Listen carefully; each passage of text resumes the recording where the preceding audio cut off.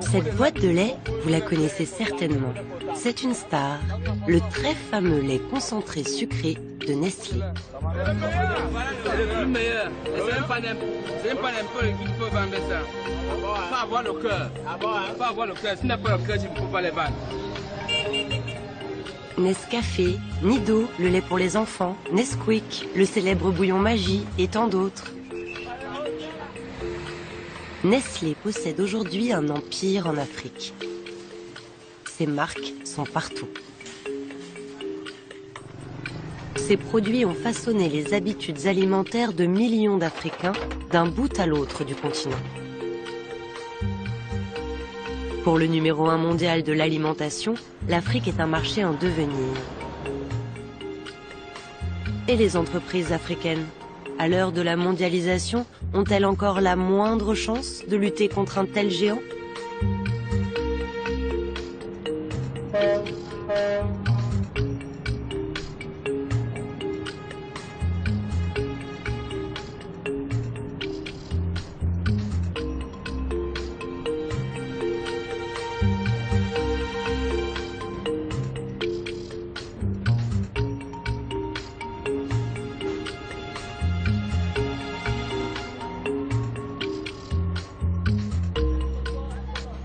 Pour comprendre ce que Nestlé représente pour les Africains, il faut d'abord aller voir ce qui se passe en cuisine. Aller humer ce qui se mijote. Où qu'on aille, on trouve un petit cube, quelques grammes d'épices et beaucoup de sel.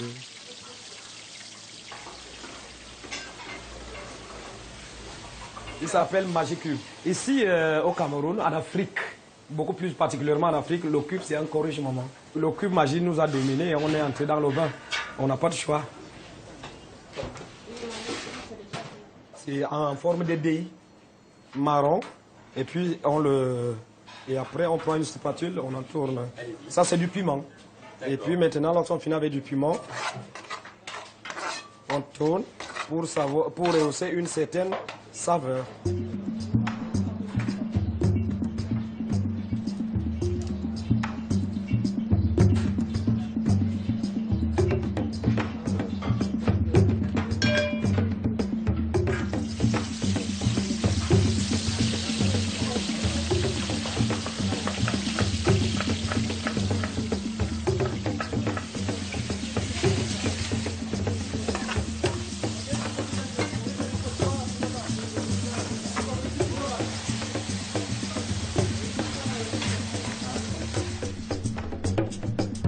Fini les herbes et les aromates, le cube rouge et or est devenu en quelques décennies le condiment irremplaçable.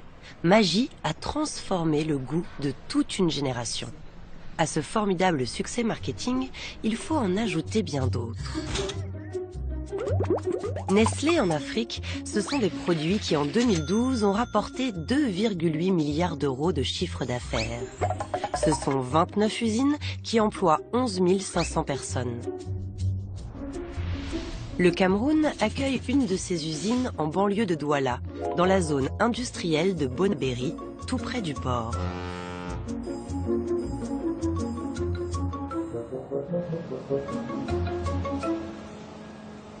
Fabriqués en Europe ou ailleurs, empilés par milliers sur des porte-containers, les produits Nestlé arrivent à Douala, le port le plus important d'Afrique centrale. Une fois déchargés, ils partent en camion, traversent le pont qui enjambe l'estuaire du fleuve Wouri et arrivent dans la zone industrielle de Bonabéry.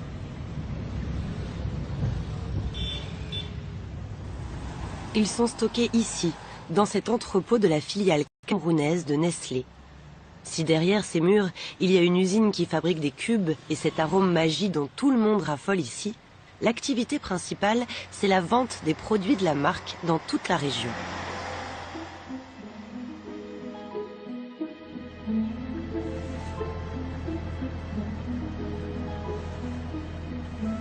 Judith Rueff est journaliste et elle a vécu et travaillé en Afrique pendant plusieurs années. Le poids de Nestlé sur ce continent la questionne. Quel est son impact sur l'industrie locale ? Au cours de ses recherches, elle découvre une affaire étonnante. Un cas d'école de la mondialisation en quelque sorte. L'histoire se passe au Cameroun. Un entrepreneur ruiné a attaqué Nestlé en justice pour concurrence déloyale. Justement, l'affaire concerne du lait concentré sucré et le procès dure depuis 2003. Il est facile de consulter sur Internet le discours qu'a prononcé le grand patron de Nestlé devant ses actionnaires en avril 2013. Il s'agit de répondre à des aspirations de centaines de millions de nouveaux consommateurs dans les villes émergentes. Mais c'est exactement dans ces défis qu'une entreprise comme Nestlé trouve des opportunités importantes pour son développement durable. Et c'est dans ce contexte qu'il faut comprendre notre vision, être le leader reconnu en nutrition, santé et bien-être. Le leader mondial de la nutrition et du bien-être a son siège dans une petite ville tranquille des bords du lac Léman, à Vevey. C'est ici que la direction met au point la stratégie du groupe agroalimentaire qui compte des centaines de filiales dans le monde. Jean Ziegler est l'ancien rapporteur des Nations Unies pour le droit à l'alimentation. Nestlé, c'est une gigantesque multinationale, très efficace, extraordinairement créatrice de nouveaux produits chaque année, compétent, extraordinairement compétent. C'est la 27e entreprise du monde. Elle emploie près de 300 000 personnes dans 86 pays. Elle produit dans 86 pays. Elle abrite plus de 8000 marques différentes, 8000 marques différentes. Et elle a fait un bénéfice l'année dernière de près de 10 milliards d'euros. Bénéfice net. Bénéfice net. Donc c'est une immense puissance. Une immense puissance bâtie sur un aliment de base, le lait. Le fondateur, Henri Nestlé, a inventé la première farine lactée pour bébé en 1867. Depuis, Nestlé vend du lait sous toutes ses formes. En boîte, en tube, en poudre, pour la cuisine, pour les nourrissons. Par curiosité, nous sommes allés au supermarché acheter tous les laits des différentes marques qui appartiennent à Nestlé. Nous en avons trouvé pour tous les goûts et pour tous les âges. Pour le grand public, partout dans le monde, aucun doute possible. Ces marques ont une réputation de qualité. Au Cameroun, pourtant, un chef d'entreprise accuse la firme suisse de tromperie sur du lait concentré. Voilà qui est troublant. L'image de Nestlé en Afrique a déjà été ternie par une autre affaire, restée dans toutes les mémoires. Dans les années 70, l'industrie pousse les ventes de lait en poudre pour bébés dans le tiers-monde, à grands coups de publicité. Mais en Afrique, l'accès à l'eau potable est difficile. Et le coût élevé du lait incite les mères à le délayer plus qu'il ne faut. Des nourrissons meurent de diarrhée et de malnutrition. Un groupe tiers-mondiste accuse alors Nestlé de tuer les bébés. La polémique enfle. La multinationale attaque en justice pour diffamation. En 1974, le procès s'ouvre à Berne. 2 ans plus tard, le tribunal donne raison à la firme. Le titre de la brochure est bien diffamatoire. Mais le juge conclut que si Nestlé veut s'épargner le reproche d'un comportement immoral, il doit modifier son style de publicité.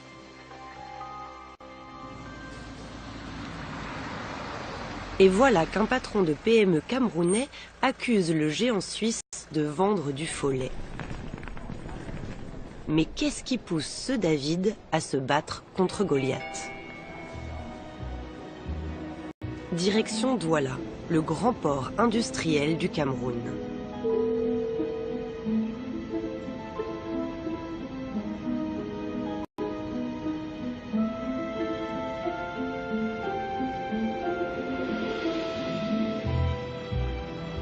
Rendez-vous est pris à l'usine Codilet, dans un quartier éloigné du centre-ville.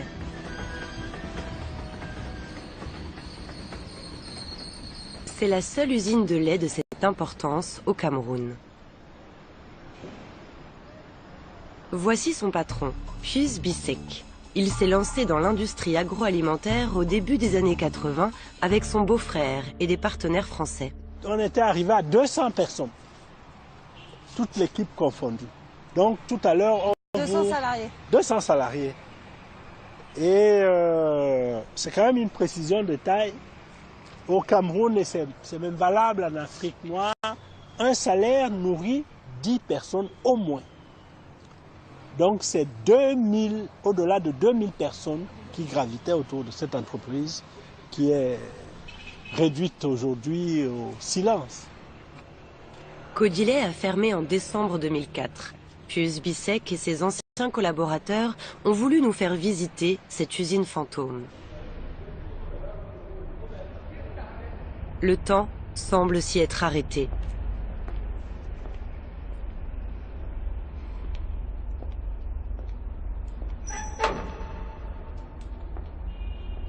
Pourtant, dans les années 90, l'usine tournait à plein régime. Plusieurs équipes travaillaient 24 heures sur 24 pour répondre à la demande, aussi bien dans la laiterie que dans l'atelier de fabrication des boîtes de conserve, unique dans la région.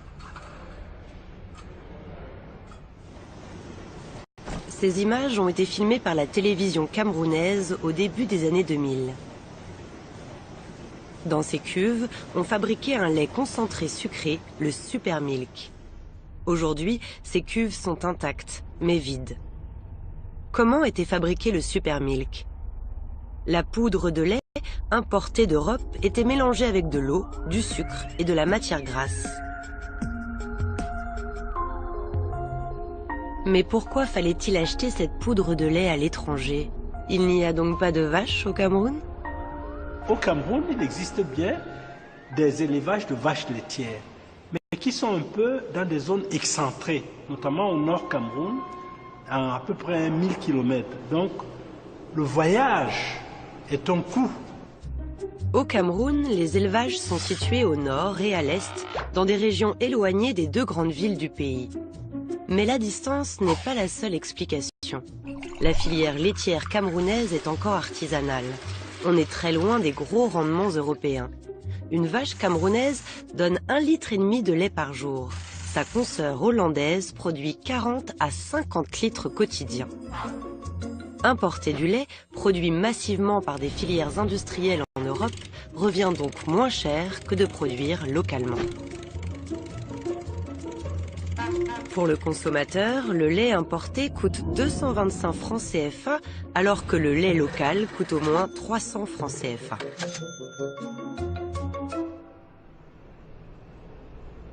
L'usine a lentement décliné. Les salaires arrivaient de plus en plus tard. Et puis un jour, plus rien. Les salariés de Codillet se sont retrouvés au chômage. Les offres d'emploi sont rares au Cameroun. Beaucoup ont vécu de petits boulots précaires, taxi-moto ou vendeuses à la sauvette. Les 3/4 de ces anciens employés n'ont pas retrouvé de travail salarié après la fermeture. Certains ouvriers sont morts, madame. Certains ouvriers, les enfants ne sont plus allés à l'école, sont morts. Nous gérons un dossier pathétique. En grec, pathos, ça veut dire la douleur, ce qui fait mal. Donc, ça, personne ne me le paiera jamais. 10 années de prix sur ma vie.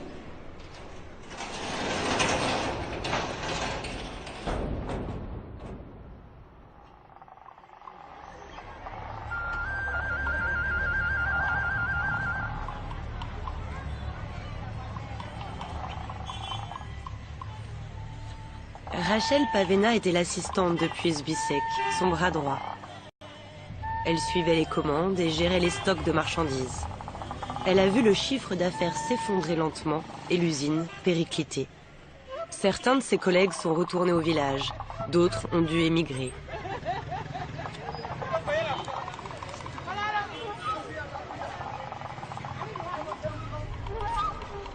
Aujourd'hui, Rachel vit toujours à Douala, dans un petit appartement éloigné du centre-ville.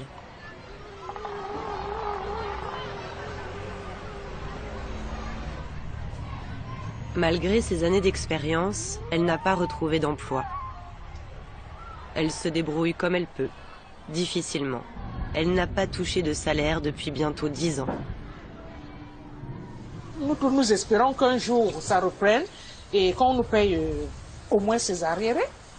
Et surtout qu'il n'y a pas que les arriérés parce que les années passent et c'est des années qui s'ajoutent aussi sur nous. On va vers la retraite. Et vous savez, le salaire va avec les cotisations sociales, les taxes. Donc là, bientôt, ce sera l'âge de la retraite. Et on se demande parfois comment on va faire. Parce que les cotisations n'ont pas suivi.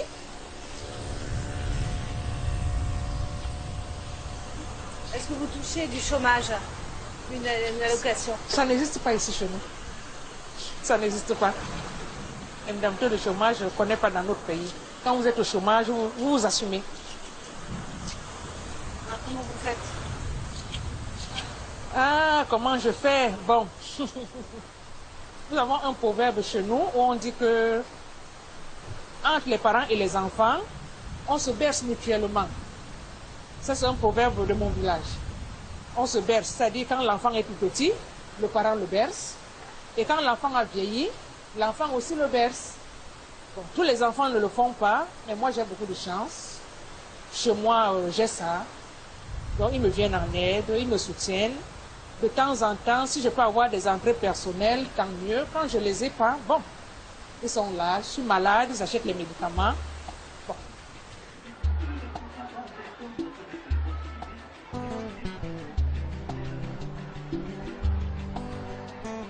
Plus de travail et sans doute pas de retraite.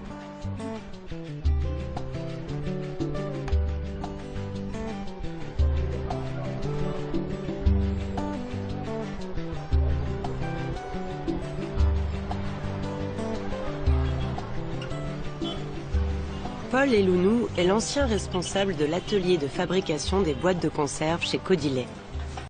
Il a fait toute sa carrière à l'usine. Il nous invite chez lui, au quartier, comme on dit en Afrique. L'endroit ressemble à un chantier inachevé.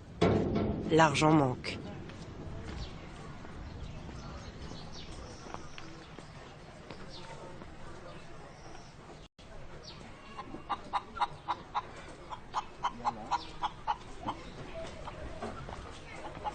Là, c'est mon petit frère qui reste ici. Paul est l'aîné d'une grande famille. Il vit ici avec sa femme et leurs 2 enfants, un de ses frères, ses neveux et nièces. Après la fermeture de l'usine, il a commencé à avoir des problèmes de santé. Il y a 2 ans, il a été victime d'un AVC. Il s'en est bien remis, mais sur le plan financier, sa situation reste difficile. Je crois que vous n'êtes pas surpris. C'est le travail là qui se fait. Au moment où j'arrête, je suis pratiquement à 27 ans de travail parce que je suis parmi les premiers qui sont arrivés à Codilet quand c'était encore la bourse. Ça veut donc dire que la première pierre, je suis parmi les tout premiers. Et pendant que c'était la belle époque, je n'ai pas été dur. J'ai envoyé mes petits frères, mes cousins à l'école. Il est vrai que certains aujourd'hui ont déjà un peu la situation. Ils ne sont pas ingrats. Ils reconnaissent que le grand frère aujourd'hui n'a pas. De temps en temps, j'ai 1 kilo de riz. Et puis quelques amis qui me sont encore fidèles. Quelques amis, vous savez. Vous êtes des amis, quand vous buvez la bière, vous faites un peu la vie, mais quand ça vous lâche, tout le monde disparaît. Hein, tout le monde disparaît. Et puis aujourd'hui, où je mérite un repos, eh bien, je ne peux pas le... Il y a mes enfants qui ne vont pas à l'école. Je crois même que l'AVC que j'ai eu là, c'est à cause des pensées et tout et tout. Il y a quelqu'un qui fait toute sa vie, et puis il s'en va comme ça sans avoir un 5 francs. C'est pas gentil. C'est pas gentil. Ni assurance chômage, ni sécurité sociale. Les anciens salariés n'ont le droit à aucune aide. Ici, pas d'État-providence.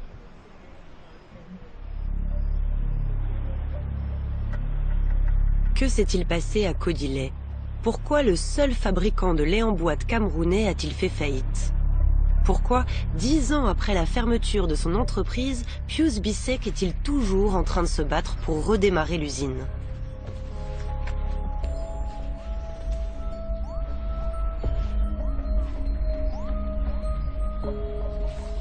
Pour le comprendre, il faut revenir au milieu des années 90.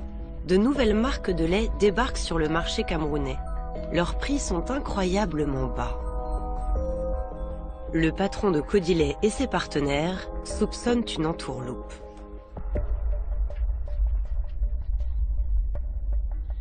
Au cours d'un de nos comités d'entreprise, on évoque le problème. On décide de faire un prélèvement des échantillons de ces produits sur le marché national et on les envoie à des fins d'analyse au laboratoire de lutte anti-fraude pour être vraiment sûr que les conclusions seront, sur le plan scientifique, imparables. Les résultats arrivent, ils sont sentencieux, c'est pas du lait. On trouve là-dedans, Madame Judith, des matières grasses végétales, c'est-à-dire de l'huile de palme raffinée, de l'huile de coco et pas de la matière grasse laitière. En remplaçant la graisse de vache par ces huiles végétales, les importateurs ont trouvé l'astuce. Vendre du lait qui n'est pas du lait. À l'époque, la marque la plus répandue appartient à Nestlé, Gloria. Mais pourquoi vendre de tels produits à la place du lait? Jusqu'en 1994, Nestlé fabriquait ses boîtes de lait concentrées en Europe. La société les importait et les commercialisait via sa filiale camerounaise. De son côté, Codilait importait d'Europe de la poudre de lait et fabriquait le lait concentré sucré dans son usine de Douala. Le Super Milk était un mélange d'eau, de poudre de lait déshydraté, de sucre et de matière grasse laitière. Au final, le Super Milk, produit localement, était vendu moins cher que le lait importé de Nestlé. Arrive 1994. Le 11 janvier, le CFA, le franc de la Communauté française d'Afrique, est dévalué de 50%. La France, le FMI et la Banque mondiale ont pris cette décision précisément pour aider les entreprises locales à être compétitives face aux produits importés qui inondent le continent. De bonnes intentions, vite démenties par les faits. Suite à cette dévaluation, le prix de tous les laits importés double. Le Super Milk, produit localement, devient encore plus compétitif. Codilait, la PME camerounaise, gagne des parts de marché sur Nestlé. Le géant suisse prépare sa riposte commerciale. Elle débarque dans les rayons en 1995. Elle s'appelle Gloria. Dans ce produit lacté, la matière grasse animale est remplacée par des huiles de palme et de coco 5 fois moins chères. Gloria devient moins cher que le Super Milk et peut ainsi séduire les consommateurs camerounais. Ces produits lactés ne sont pas dangereux pour la santé, mais ils sont moins riches d'un point de vue nutritionnel. Charles Nia, le président de l'Association des consommateurs camerounais, connaît bien le problème. En 20 ans, le pouvoir d'achat a tellement baissé que les aliments lactés ont remplacé le lait dans l'alimentation des Camerounais. En principe, l'appellation lait est réservée aux produits contenant de la graisse animale. Ici, vous avez maintenant des aliments lactés. Voilà, des aliments lactés. C'est fait à base de construction de lait. Mais, sur le plan nutritionnel, il est moins riche que les aliments que le lait concentré. Le Camerounais moyen, il achète pour son pouvoir d'achat parce qu'il est moins cher que celui du lait. Aujourd'hui encore, les aliments lactés et le vrai lait concentré sont vendus côte à côte sur les rayons dans la plus grande confusion.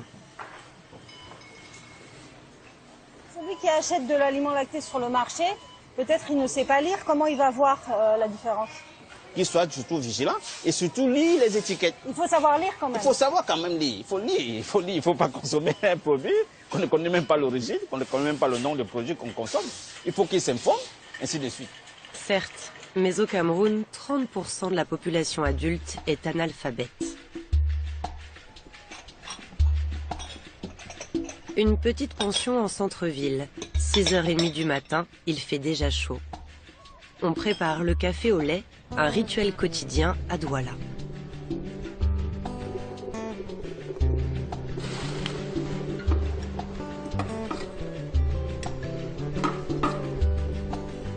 je sers le lait directement en poudre, les clients vont plus consommer. Et j'ai pris cette initiative de diluer toujours avant de leur donner.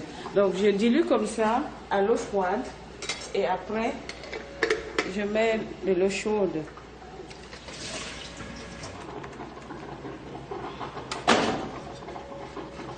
Et là je recouvre. Là maintenant c'est du lait chaud. Le succès du lait en poudre en Afrique est simple à comprendre. Il se conserve et se transporte beaucoup mieux que le lait frais. Judith Rueff veut interroger Nestlé sur la vente de son produit lacté au Cameroun. Impossible d'obtenir l'interview d'un responsable ou d'un juriste de la société. Une attachée de presse a été chargée de répondre par mail à ses questions sur Gloria. Ses explications lui ont paru confuses, elle lui a demandé de la rappeler. Allô? Je vous dérange donc Pas du tout, pas du tout. J'attendais votre appel. D'accord. Donc j'ai vu que je n'ai peut-être pas très bien répondu à votre question concernant la différence entre le lait et les aliments lactés. Donc je voulais juste... Oui. Je pensais que c'était peut-être mieux de me rappeler. Oui, ce sera plus clair. La question que je me pose, c'est est-ce que vous ne pensez pas que ça prête à confusion pour le consommateur, donc d'avoir un aliment lacté avec dessus l'image d'une vache, sachant que Gloria, comment le consommateur fait-il la différence? C'est ça le fond de la question. Effectivement, Gloria était un produit à base de lait, mais sans aucune matière grasse laitière. Un vrai faux lait vendu pendant plusieurs années dans un emballage orné d'une vache. Donc ce que vous me dites, c'est qu'il faut que le consommateur décrypte l'étiquette, quoi. S'il regarde vite, qu'il voit cet emballage avec la vache, il peut se tromper. Vous allez au supermarché, vous achetez ça et puis vous l'utilisez pour vous mettre dans votre café. Ce qui semble important, en tout cas pour le consommateur, c'est de savoir exactement ce qu'il achète, et d'une. Et deuxièmement, si j'ai bien compris, la qualité nutritionnelle n'est pas la même. Donc par exemple, si les gens achètent ça pour leurs enfants, pour donner à leurs enfants, c'est différent d'acheter une matière grasse riche en calcium et une matière grasse pauvre. Pourtant, au dos de la boîte, il est bien spécifié « ne pas faire bouillir le lait obtenu ». Sous la pression des consommateurs et du gouvernement, Nestlé changera l'étiquette de Gloria. La vache disparaîtra, remplacée par une tasse de café au lait. Gloria est désormais vendu pour ce qu'il est réellement, un sous-produit du lait. Un produit pauvre pour un pays pauvre. Ça devient aliment lacté concentré sucré. Ce n'est plus concentré sucré à base de lait. Disons que c'est des calembours pour un peu noyer le poisson. Mais c'est difficile de noyer le poisson dans l'eau. Tous ces échantillons-là ont disparu du marché. Ces boîtes existent bel et bien. Et on les garde comme dans un Fort Knox. Pour Pius Bissek, ces anciennes boîtes sont autant de pièces à conviction. Elles sont précieuses car en 2002, le Gloria a été complètement retiré du marché camerounais. L'attaché de presse de Nestlé ne sait pas pourquoi. L'affaire dure déjà depuis des années. Elle commence à faire beaucoup de bruit. La société civile, les journalistes, la classe politique, tout le monde s'en inquiète. Jean-Jacques Ekindi est une des figures de l'opposition au Cameroun. Il est le député de Douala, sa ville natale. Il y prépare une foire pour le développement économique. Nous le rejoignons sur le chantier où il supervise les derniers détails. Parce que tout le bois qu'il y a là, il faudra qu'on nettoie pour que dès cet après-midi, on puisse y arriver. Polytechnicien, plusieurs fois challenger du président Paul Biya, qui dirige le pays depuis 30 ans, Ekindi a observé de près le match Nestlé-Codilet.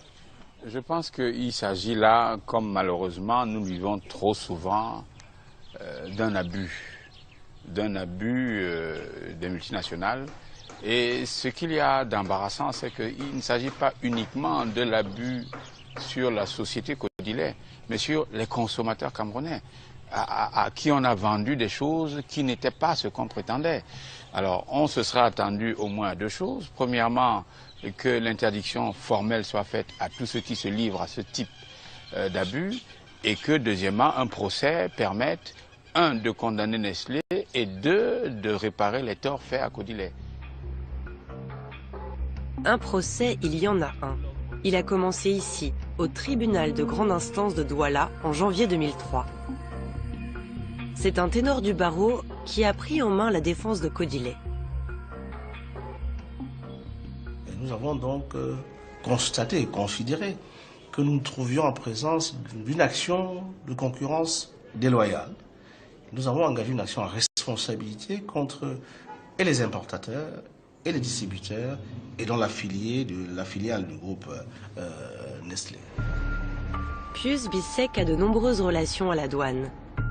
Il les a alertés sur l'arrivée massive des aliments lactés au Cameroun. Les services douaniers sont allés vérifier à la loupe les déclarations d'importation des laits en boîte. Et c'est alors qu'ils ont fait une découverte cruciale. On se rend compte que ces faux laits, ces fausses marques de lait concentré sucré sont déclarées sur le chapitre douanier 0402 réservé au lait concentré sucré noble, avec tous les avantages fiscalo-douaniers réservés à ce produit réputé par ailleurs de première nécessité.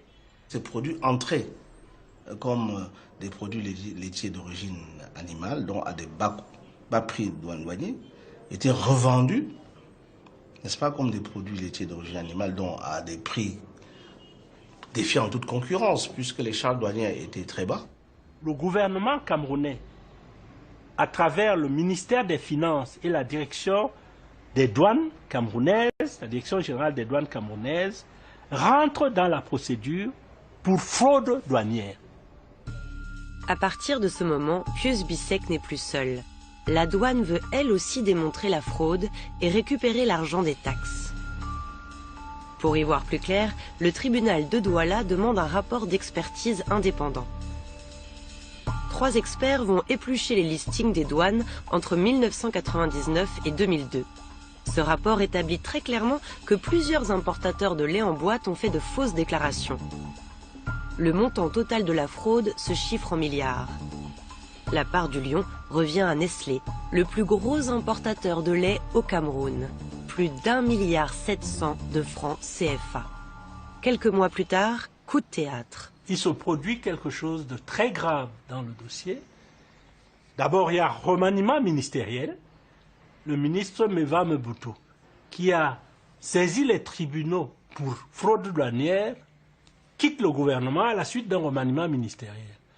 Arrive son Excellence M. Polycarpe Abba. Il vient des impôts. Lui, en tant que ministre des Finances, il a le privilège du Trésor, il a tous les moyens régaliens de l'État pour rétablir l'État du Cameroun dans ses droits. Yaoundé, la capitale. Le ministre des Finances affirme qu'il va désormais négocier directement avec Nestlé pour récupérer les taxes douanières. Il nomme alors un envoyé spécial chez Nestlé Cameroun, l'inspecteur Amba Sala. Il est aujourd'hui ministre des Travaux publics.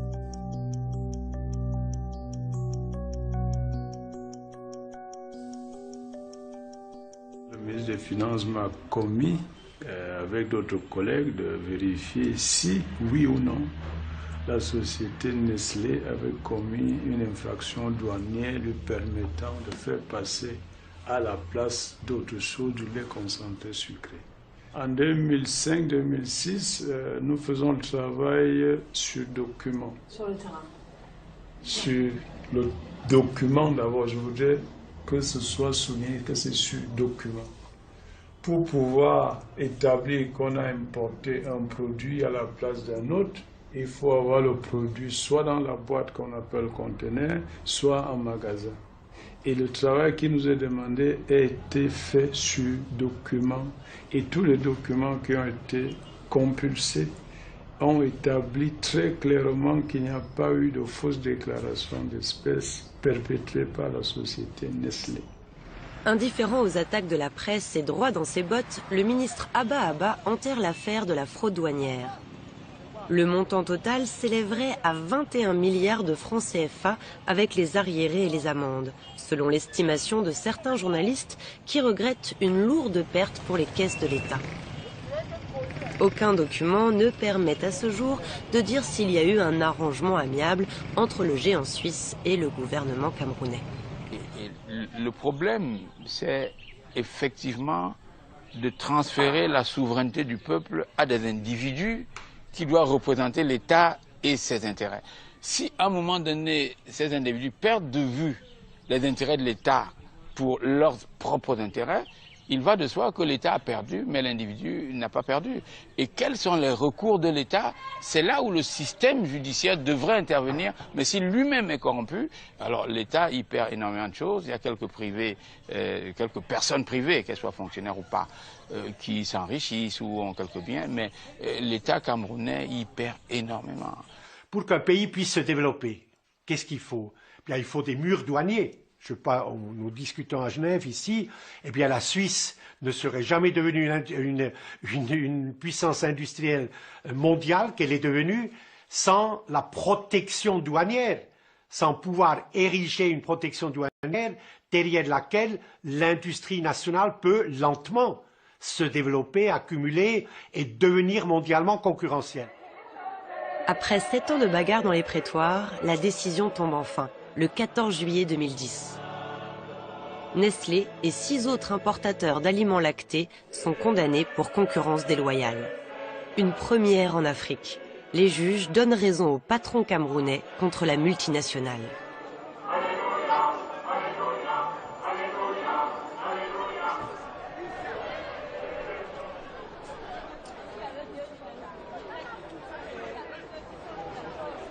J'ai gagné. J'ai gagné. J'ai gagné ce procès. Il est dit clairement que ce produit est d'origine végétale. La question est, comment peut-on sur une étiquette, en élément d'appel au client, indiquer qu'on vend du beurre alors que c'est de la margarine? Il s'agit un peu de cela. Les importateurs doivent verser 740 millions de francs CFA, plus d'1 million d'euros à Codilet. Nestlé doit payer les 2 tiers de ce préjudice. Pourtant, le patron de Codilet est déçu. J'ai fait appel parce que 740 millions sur 4 milliards 345, cela représentait à peine combien, même pas 30%. Et l'usine que vous avez visitée, dont on estime investissement, fonds de roulement compris, la valeur à quelque chose comme 5 milliards, vous ne pouvez rien faire avec 740 millions. Pius Bissek espérait bien plus. Il comptait sur l'argent pour remettre les machines en état de marche et réembaucher le personnel licencié.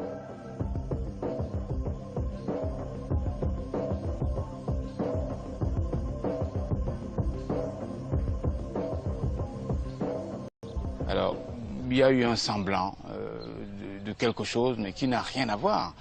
Quand d'un côté on parle de milliards, de l'autre côté on parle de quelques millions, on ne peut pas parler de réparation. Et nous ne pouvons que regretter, parce qu'en réalité, on a vu toutes les instances camerounaises concernées. On a vu la douane, on a vu le ministre des Finances, on a vu le Premier ministre, on a vu l'Assemblée nationale. Et malheureusement, tous ces officiels sont allés dans le même sens, à savoir celui de l'impunité. En 2012, le dossier Codilet arrive sur le bureau des juges de la cour d'appel. Pius Bissek est confiant. Il sait que le procureur a demandé la condamnation des importateurs d'aliments lactés. Hasard du calendrier au sens du timing. Au même moment, l'ambassadeur de Suisse et le directeur de Nestlé Cameroun sont reçus par le président Biya en personne. Ils viennent annoncer la construction d'une usine de café soluble. Un gros investissement et des dizaines d'emplois pour le pays.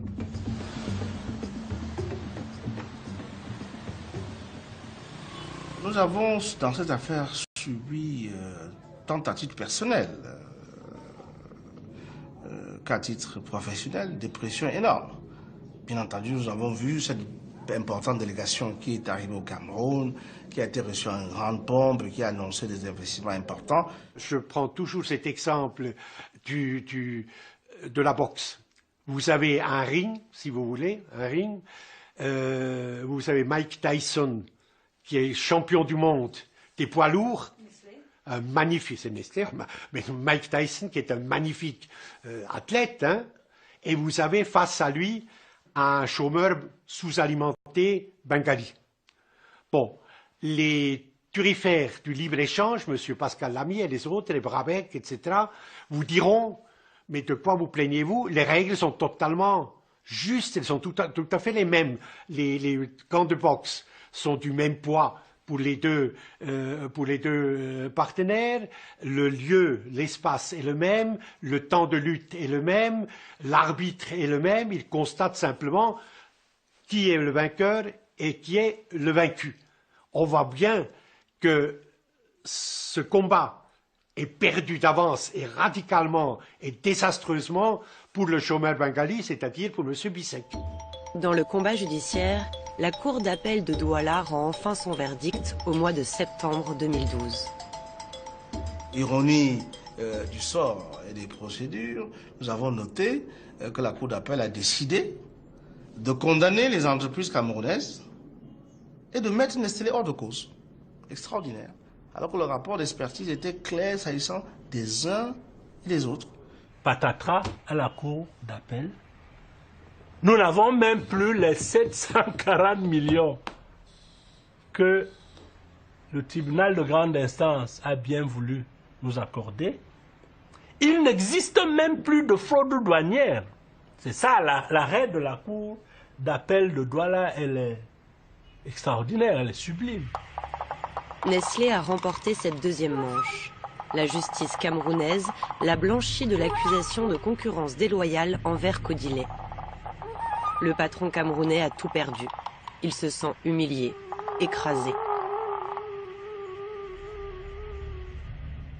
Mais si je pouvais le voir, je lui dirais vraiment, M. Brabec, laissez ceux des Africains qui veulent vous tailler quelques petites croupières. C'est de la poussière, madame, que nous prenons. C'est quand je vous dis que moi, je faisais un chiffre d'affaires de 5 milliards. Qu'est-ce que 5 milliards par rapport à quelqu'un dont le bilan consolidé représente 30 fois le budget du Cameroun?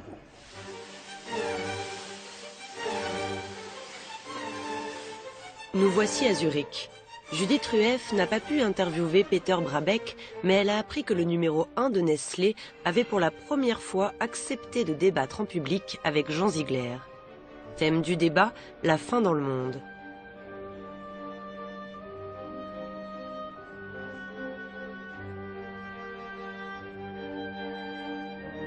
Guten Tag und herzlich willkommen zum Bilanz Business Talk. Heute aus dem Kunsthaus in Zürich zu dem Thema Hungerkatastrophe. Wer ist? Sur le sujet, les deux hommes ont visiblement beaucoup à se dire. Spekulation und dann gibt es die neoliberale Idee der Amerikaner zum Beispiel, der Weltbank, Weltwährungsfonds, die sagen, dass normative Eingriffe ins Marktgeschehen sind Anathem. Das darf nicht sein. Das darf nicht sein. Der Hunger wird resorbiert. Wenn einmal alle Waren, Kapital, Dienstleistungs-, Patentströme total liberalisiert sind, frei sind, wenn alle öffentlichen Sektoren privatisiert sind, also dem Profitmaximierungsprinzip unterworfen sind, dann steigen die Produktionskräfte. Nein, ich habe die ja erlebt. Ich erlebe die.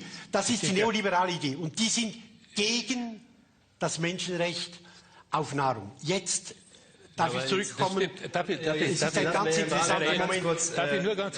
L'événement est organisé par un journal de la place.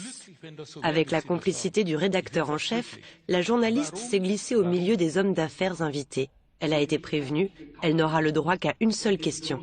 Vous mettez en avant la puissance industrielle, l'efficacité de Nestlé, le groupe que vous dirigez, pour régler le problème de la faim dans le monde. Mais cette puissance industrielle n'est-elle pas en train d'écraser une industrie locale, par exemple en Afrique, d'empêcher l'émergence de PME dans le secteur de l'agroalimentaire? Est-ce que ce n'est pas un paradoxe? Die Erfahrung zeigt uns, dass das eigentlich nicht der Fall ist, sondern ganz im Gegenteil. Wenn wir zum Beispiel eine Fabrik in Afrika, in einem Dorf irgendwo bauen dann müssen wir ja, um überhaupt diese Fabrik laufen zu lassen, brauchen wir normalerweise fast 2 Jahre. Also wenn Sie zum Beispiel eine Milchfabrik bauen, dann müssen Sie mindestens 2 Jahre vorher anfangen, mit den Kleinbauern einen Milchdistrikt aufbauen. Ja? Sie müssen anschließend, damit die Fabrik funktionieren kann, brauchen Sie Mechaniker, Sie brauchen Elektriker und so weiter und so fort. In vielen von diesen Dörfern bilden wir die Elektriker und die Mechaniker aus und die werden dann anschließend, in den meisten Fällen, machen die dann so kleine Tailleurs, kleine Firmen und geben uns dann das Service als Ausschneiden. Die Abwasserbereitung. In den meisten von diesen Fällen gibt es keine Abwasser. Wir nehmen das Dorf und nehmen das Abwasser von den Dörfern und helfen ihnen damit. Peter Brabeck a une vision bien angélique. Son bureau suisse est décidément loin du terrain. À Douala, nous sommes allés dans le quartier situé juste derrière l'usine Nestlé. Les habitants n'ont ni emploi ni canalisation pour évacuer les eaux sales. Bien au contraire.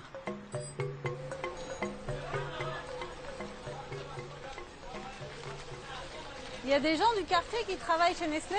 Non, non, personne. Il a fait une demande là. Il nous a trompé en disant que le chef fasse une demande, que les gens viennent déposer. Le chef vient avec même pas une personne. 5000 personnes habitent en plein dans la zone industrielle. Selon les résidents, les eaux usées de l'usine arriveraient directement au pied de leur maison.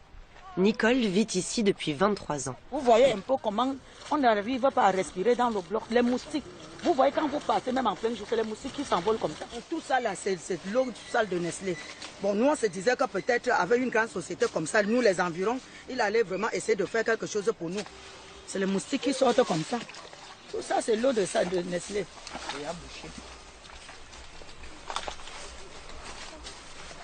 Vous voyez. You can see there is a company here, and specifically in the evening hours, you know, they deposit their waste. If you can look at the water, very colorish, and it smells very badly. So, you know, we have a lot of mosquitoes around here. From time to time, we run to the hospital for malaria treatment and all that sort. So it's really horrible here. L'usine et les habitations ont été construites en zone inondable. Les rejets d'eau usée remontent à la surface tous les soirs.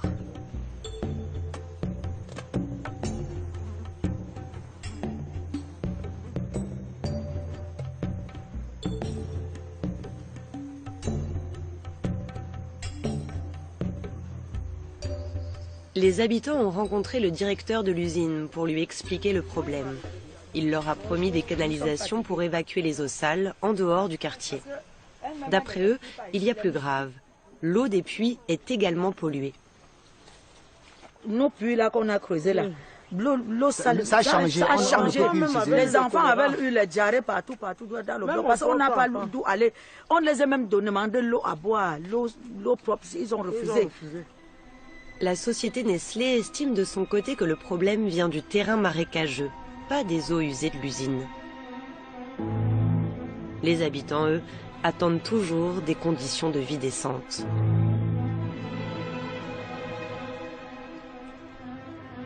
Les années passent. Malgré tout, Pius Bissek n'a pas l'intention de lâcher prise. Nous sommes des Camerounais, nous voulons nous battre pour que la croissance et le développement de notre pays soient une réalité, pour que nos enfants aient des emplois au Cameroun. Vous trouvez normal que les enfants aillent mourir à Lampedusa, que le pape se déplace, qu'il pleure? Moi je dis que vraiment, arrêtons de gérer les jérémiades. Hein? Qu'on ne vienne pas démolir nos usines que nous montons, les investissements. Cette usine-là, elle employait 200 personnes en vitesse de pointe, 200 emplois.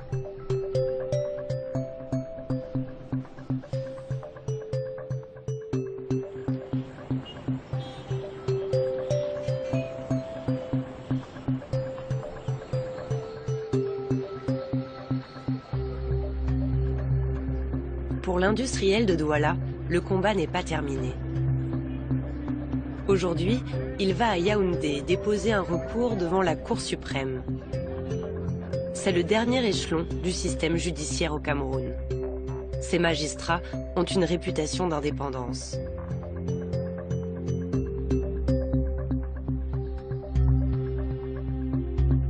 Pius Bissek n'a plus grand-chose à perdre, mais il a surtout la conviction d'être dans son bon droit et la certitude que les Africains méritent mieux que le mépris des grosses sociétés occidentales.